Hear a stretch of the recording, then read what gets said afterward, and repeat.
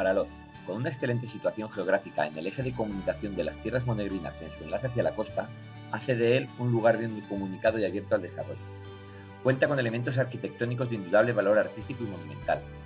Cruce de caminos entre la tradición y la modernidad, entre el secano y el regadío, entre un duro pasado y un futuro más esperanzador que nunca.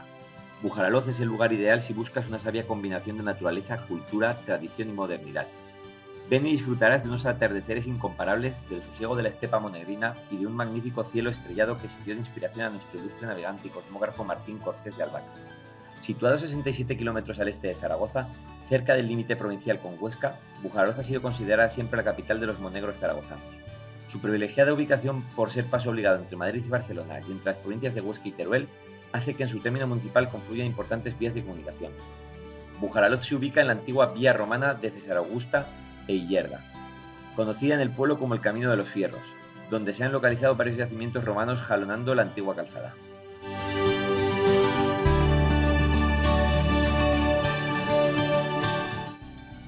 Villa Real, conquistada por Alfonso I a los moros, que la poseyeron durante casi medio milenio, volvió a ser musulmana tras la ruta de Fraga. De esa posesión árabe procede su nombre, de Buxaralus, que significa Torre de la Novia.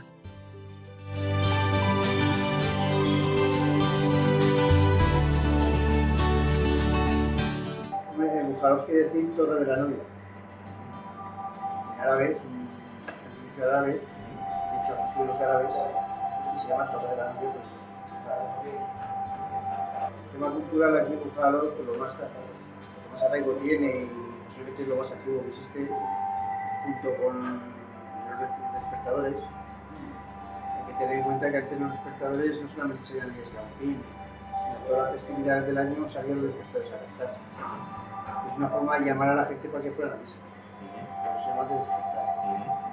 La madrugada, convocar a la gente, nos levantaban para que fuesen a inspirar de fiestas. Y cuéntanos un poco, ¿qué consisten los despertadores? Pues con música y unas coplas determinadas, siempre haciendo alusión a un poco la vida del santo, cuando San Agustín habla de San Agustín, cuando de la Virgen de las Nieves habla de la Virgen de las Nieves, cuando habla de Santiago era de Santiago, y van contando pues unas coprillas acompañadas de instrumentos musicales por el pueblo.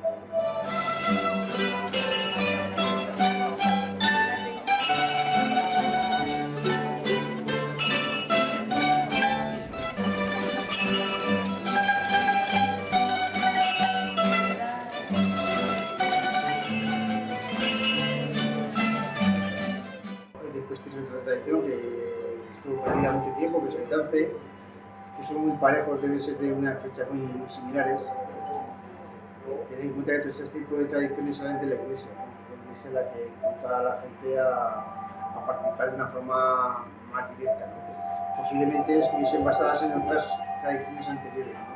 Pero sí que es cierto que se van reformando o adaptando a lo que hay en la iglesia, que no es otra cosa que, digamos, adoctrinar al cristiano.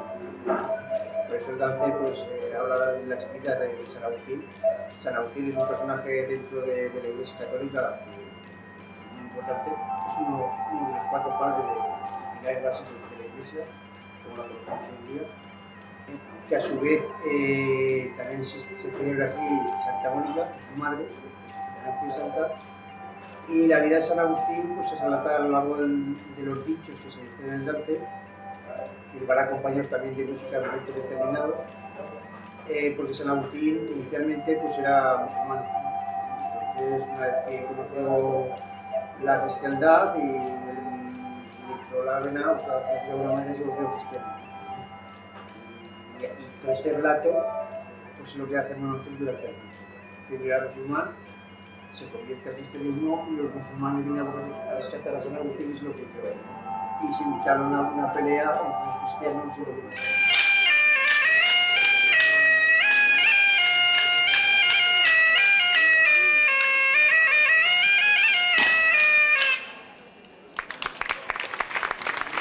Y bueno, y Bujaraloz en los últimos tiempos, realmente porque hace poco, en cuanto a la historia del pueblo, ha sufrido un cambio importante en cuanto a su economía, en cuanto a su forma de vida. Antiguamente, bueno, aquí siempre ha sido un pueblo agrícola pero desde la llegada de los nuevos regadíos se ha dado un impulso a ese ámbito económico. Hay que tener en cuenta que Bujaralos es una zona esteparia, ¿no? Y como tal, pues el bien más preciado que es el agua es un bien muy escaso. En todos los sitios, fundamentalmente, se está pendiente de la climatología, pero aquí más. Se necesitaba agua para beber, ¿no? Muchas fases del año pues no había agua. Para eso se guardaba en una serie de balsas, ¿no? En Bujaralos hay que tener en cuenta que en el año 75 no había agua para beber. Es otro dato que quería consultar. Para beber, agua. Sí, de agua de boca llegó medianamente tarde. Vamos, es un hecho que la gente de Bujaralos quería, digamos, a robar a términos municipales agua. Pero que había que buscar el agua a 30 o 40 kilómetros, el año que tenía. O cuando había una tormenta iban a recoger el agua. Es lástima, pero es así la cosa. Y lo que es cierto es que a partir del año 95, cuando ya desde el 75 al 95 sí que tuvimos agua para beber, de calidad, que viene del Pirineo, del Canal de Monegros, pero posteriormente ya en el año 95 fue cuando se empezó a hacer la primera transformación de regadío. Fue un hecho muy importante en la historia de Bujaralos y yo creo que es un periodo muy corto todavía, un espacio corto de tiempo que ha pasado, pero en el futuro se van a fichar trascendental. O sea, era lo que habrá marcado lo que ha sido Bujaralos, lo que sea el futuro. En cuanto a ecología, ¿nos puedes explicar si ecológicamente a nivel de fauna y flora ha supuesto algo importante los regadíos o qué detalles nos podría contar de la zona de Bujaralos en cuanto a flora y fauna? No cabe duda que el agua, a pesar de que pueda haber tractores, pues crea vida, ¿no? Igual crea vida en el ser humano, pues también crea vida en los animales, ¿no? Y ahora hay una serie de aves aquí que vienen que nunca se habían visto, producto sobre todo del agua, cormoranes, gaviotas, patos, aves frías, unas cantidades impresionantes. A su vez, la propia ave autóctona que estamos hablando, por ejemplo, la catí, o sea, incluso el cecín-calopernilla, que es una especie a proteger, decían, porque había pocas parejas en esta zona, cosa que con los regadíos se ha incrementado. No solamente la cecín-calopernilla, sino otras águilas también. Incluso la butarda, también, a pesar de que muchas de las medidas que se están tomando van en protección de las butardas, la butarda necesita también comer. Por eso se ve muchas veces la butarda en la época del año está en el regadío. Está comiendo en el regadío. Hay que tener en cuenta que la butarda se alimenta principalmente de semillas y insectos. Entonces, más insectos hay es el regadío. Y semillas.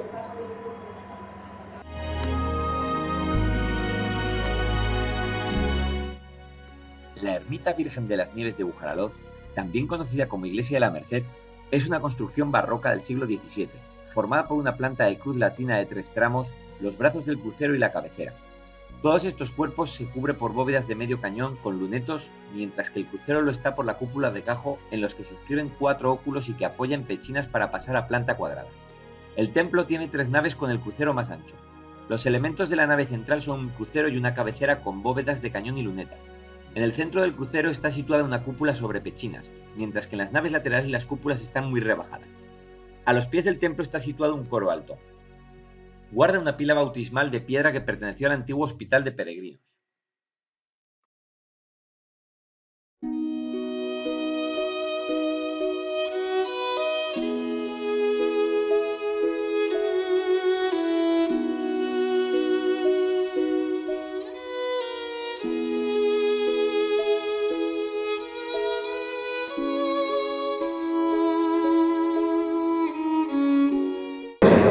La fiesta de la Virgen de las Nieves pues consiste en 9 días antes del día de la fiesta, el 5, se hace la novena, se hace misa a nivel del local y cuando el día de la fiesta, la víspera, se hace el romance en la puerta, se cantan unas coplas que son de unos 200 años, por ahí de tener, no lo sabemos exacto, pero más o menos se habla de eso.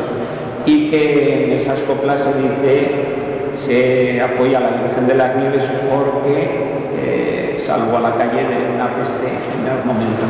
Se aclamaron a la Virgen y se cortó en la misma. cuando empezaba, la misma casa que empezaba la calle. Después al día siguiente se vuelven a repetir, que son otros, los del día 4 y los del día 5 son diferentes. Y luego se hace el baile de la gaita, que ya se hacía también antes, y han recuperado los mismos del lance. Y cuando se hace la misa de la Eucaristía, el día de la fiesta, bueno, están los cofrades, o esto se hace las misas por la mañana para los difuntos de la cofradía y de la calle, y otra para el resto del turno. Le dedican la última jota de la rondalla que antes ha pasado a recoger a las damas. Es su primera celebración tras declararla bien de interés cultural y hoy se ha notado. Más de 300 personas han acudido a acompañarla porque hay que festejar un reconocimiento por el que han trabajado duro. La catalogación viene sobre todo por el patrimonio cultural que se diferencia del resto. Es el romance coplas que todos los vecinos de Bujaraloz le cantan a la Virgen desde el siglo XVII. Después, los niños le dedican el baile de la gaita que se recuperó en los años 90. Esto es del siglo XII, lo que había era con el hospital nació la iglesia. Un poco, si se mira un dibujo que hay de 1500, pues se ve que era más pequeña. Y hay unos dibujos y más corta, más baja y más corta de esto, porque entonces a lo mejor donde estaba la del siglo XII, un poco sobre el siglo XII se metió, el siglo XVIII fue cuando la hicieron, más o menos igual que la otra, puede que esté antes, sea más antigua esta que la iglesia, la parroquial, y después después de la guerra se utilizó de almacén, pues se arreglaron un poco los tejados y una bomba que cayó aquí en la esquina por la parte de fuera, que está todo rayado, que se ve que ahí se cayó un trozo de edificio. Y después en el año 1995 por ahí fue cuando comenzamos un poco la restauración, porque estaba hundida. Todas las cúpulas estaban apoyadas por el tejado sobre las cúpulas. Lo que pasa es que los edificios pues, son tan ancestrales, son fuertes y los pilares resistentes. Entonces se arregló con la ayuda del ayuntamiento y del municipio. No ha habido.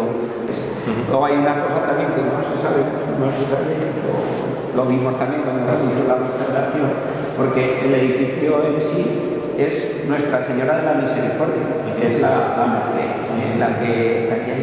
Y esto lo donó alguien de Bujaraloz, que no lo sabemos quién, que estaba en el Ayuntamiento de Barcelona, y lo pone por la parte de atrás de la calle. Lo vimos cuando lo levantamos, que tiene el año que lo regaló un concejal del Ayuntamiento de Barcelona, que descendía de Bujaraloz y que la donó esa imagen. Lo trajeron después de la guerra, en el 38 o en el 39, cuando se hizo y se compró esa imagen. Entonces eso también era una cosa de las que no se sabía. Y luego la pila bautismal, que es lo más ancestre también. Eso hablan de que si es romana o que se hizo después, tampoco hay datos. Y luego el cuadro que hay, que es bastante, es el que tiene más antigüedad, lo donó Javier Bros y tiene su valor, porque no sabemos tampoco de él mucho, no sabemos nada de la historia.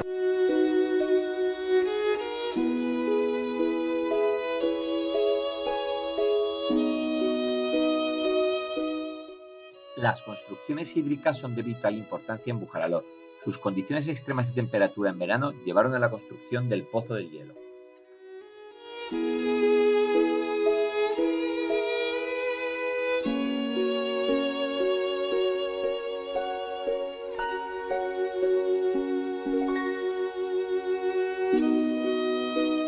Bueno, pues esto es el Pozo de Hielo, la entrada al Pozo de Hielo de Bujaraloz.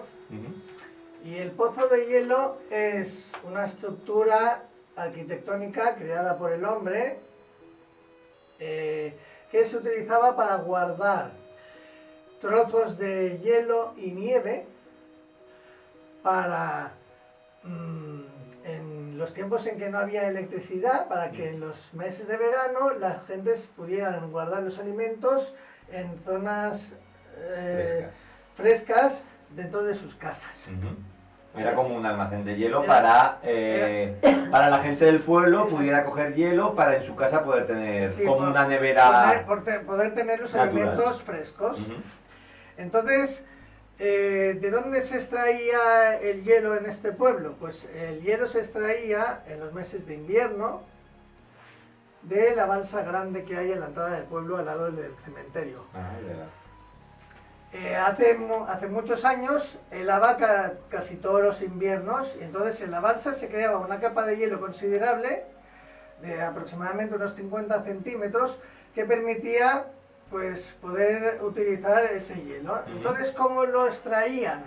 Pues hacían un agujero de aproximadamente unos 5 centímetros en el hielo y con un cubo, con un pozal que decís aquí, lo echaban encima, el hielo se desquebrajaba y entonces se creaban trozos. Entonces los sacaban y la gente que tenía carruajes y que tenía carrocerías, que antes con tracción animal, casi todas, pues las subían aquí al pozo de hielo. Entonces,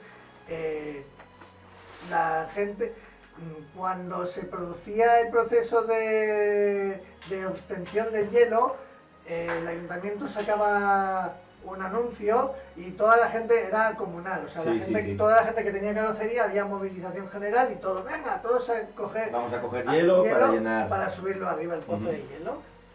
Entonces, como ya te he dicho antes, ellos subían con carros y carretas los trozos de hielo, los bloques de hielo aquí y los introducían por la parte de arriba. Por la parte de arriba. La construcción tiene una forma troncocónica, ¿vale? Cerrada en la parte de arriba con una falsa cúpula. Y en la cúspide hay una especie de agujero, yo le llamo óculo. ¿Cómo lo hacían para que quedase más o menos compactado? Pues iban haciendo capas y le ponían esparto, forrajes, entre medio paja, iban haciendo capas y ponían también unos maderos, iban de forma transversal.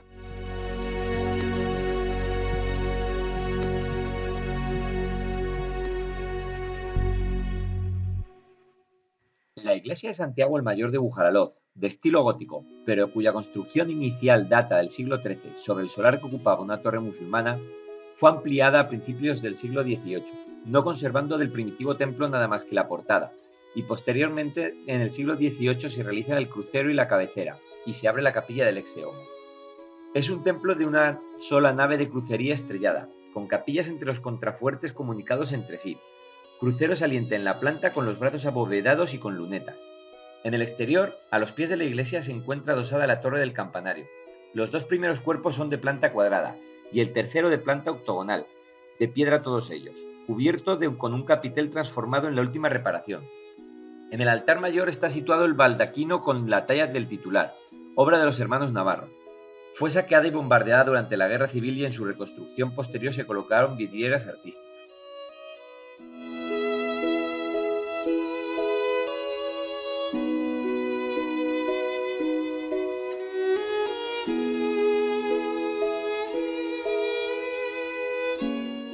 La iglesia de Santiago antes estaba regida por varias cofradías, ahora de las cofradías solo han quedado la de la Virgen del Carmen y la de San Agustín.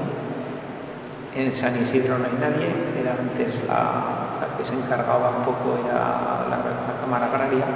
Desde que desaparecieron las cámaras agrarias, pues la fiesta se sigue haciendo por parte del ayuntamiento, pero aquí en concreto en la iglesia no hay nadie que sea. Luego está la Sagrada Familia, que también hay mayores, y son mayores todas que hay, pero que son las capillicas que van pasando por todo el pueblo, que pasan por las casas.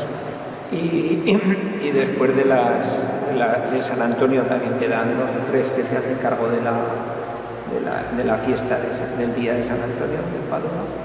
Y luego lo que sí que se ha hecho mucho hincapié o se ha revalorado bastante ha sido la Semana Santa con los tambores. Entonces ahí sí que es cuando de verdad han restaurado las dos imágenes. Este año está una tercera, que es la de San Juan. Hicieron el Cristo, la Dolorosa, y ahora a San Juan, que la han recuperado también y lo van a sacar en la procesión. Entonces un poco las procesiones de otra manera que eran, porque de verdad que cada día estábamos más mayores, todos que había, y no había esto.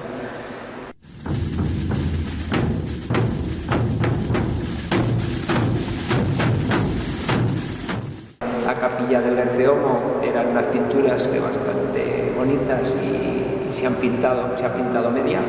Eso la ha pagado una familia, una mujer que murió y la difunta ha sido la que ha pagado.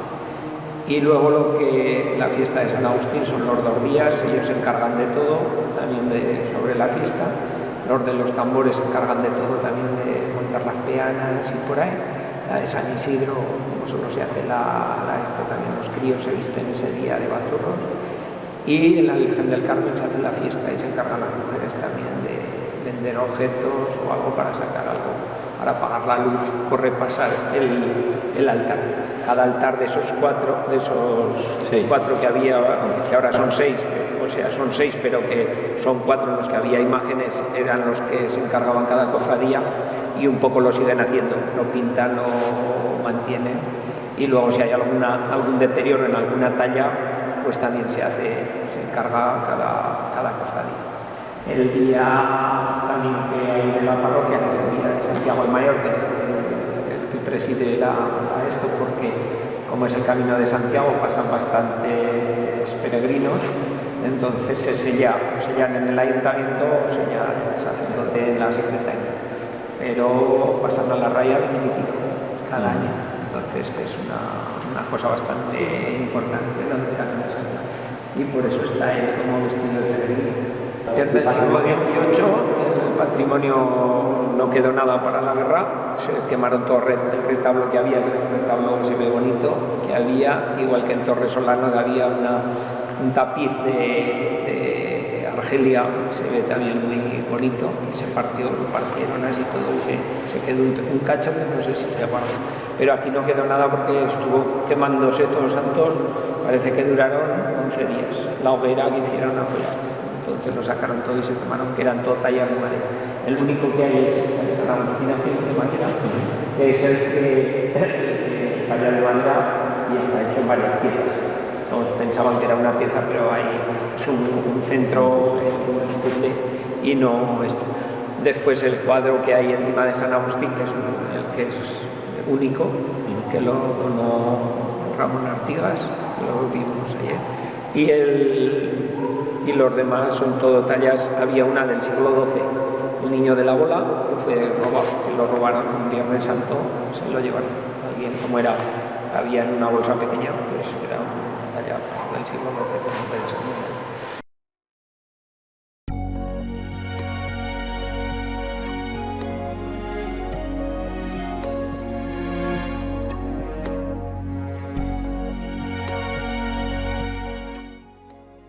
Torresolano se trata de una gran casa-palacio del siglo XVII de típica arquitectura civil aragonesa de tradición mudéjar, con elementos barrocos, construida en piedra de buena sillería en su primer piso y de ladrillo dispuesto a tizón en los 2 siguientes. El conjunto incluye en su interior una capilla oratorio dedicada a la Virgen del Pilar, con portada de piedra y el escudo de armas de la familia, y adornada con grandes tapices a los lados representando escenas religiosas. La portada monumental no está centrada y se sitúa en el ángulo izquierdo de la fachada. Ocupa los 2 primeros pisos a modo de retablo barroco. La puerta es adintelada, con pilastras de sillares retranqueados y salientes. En el dintel hay una placa rectangular.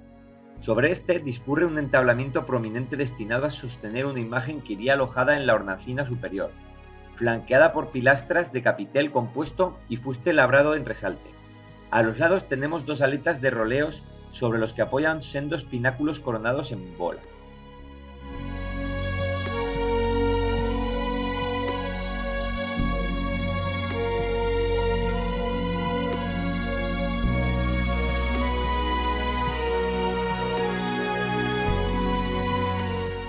Bueno, pues este monolito que tenemos aquí pues está dedicado al personaje más ilustre que ha dado este pueblo. Se trata de Martín Cortés de Albácar, que escribió un tratado de navegación que fue el tratado más importante del siglo XVI. Él nació a principios de siglo en este pueblo, pasó su niñez aquí, porque a poco ya, pues con 12, 13 años marchó a Zaragoza y de allí a Cádiz, que es donde publicó este libro, que fue el libro de cabecera de la Armada inglesa durante todo ese siglo y parte del siguiente. De hecho, se conocen hasta 6 ediciones en inglés de este libro. Bueno, pues aquí tenemos el arco que está dedicado a Santa Ana y que realmente lo que es una antigua puerta de lo que era el recinto amurallado del pueblo, de lo que era el casco antiguo, de lo que era el núcleo primitivo del pueblo. Y bueno, pues su peculiaridad es que era una puerta de acceso, ya que justo delante de él pues tenemos lo que era el camino real entre Barcelona y Madrid.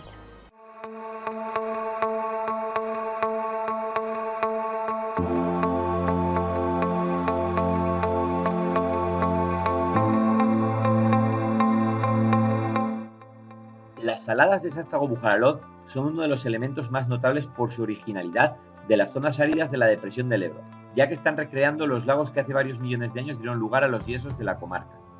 Es una zona llana y sin una red de drenaje para evacuar el agua de lluvia, por lo que ésta acaba acumulándose en las depresiones del terreno, dando lugar a estas características lagunas saladas.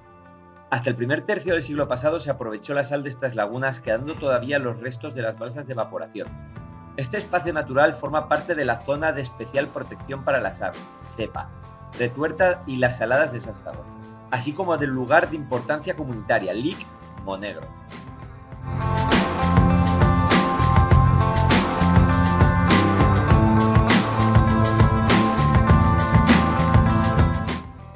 La extracción de la sal se iniciaría desde tiempos inmemoriales, pero de forma artesanal, manual, para consumo doméstico. La explotación industrial sería relativamente reciente si hacemos caso de las ruinas de los edificios, que, con toda probabilidad, se pueden fichar entre los siglos XVII y XVIII. No sería hasta entonces cuando se produjera la industrialización del proceso.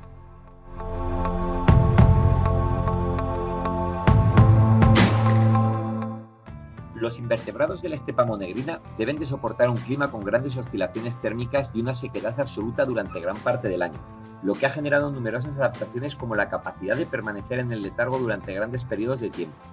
Muchas de estas especies son únicas en el mundo, ya que sus poblaciones han permanecido aisladas en unas condiciones ambientales muy específicas. Un ejemplo es la Candelacipris aragónica, uno de los endemismos más valiosos de Aragón y solo habita en estas saladas de la plataforma endorreica de Sástago-Bujaraloz. El ciclo vital de este ostrácodo se desarrolla en los meses invernales, cuando la temperatura es baja, la presencia del agua es más segura y no tiene otros competidores. Respecto a la fauna vertebrada, hay que señalar que en la zona de Monegros se han inventariado 238 especies, muchas de ellas de interés en el contexto europeo como la lagartija colirroja o aves esteparias como la butarda, el sisón, la ganga y la ortega y la alondra de Dupont, o rapaces como el cernícalo primilla que pueden observarse en los campos de secano que rodean a las saladas.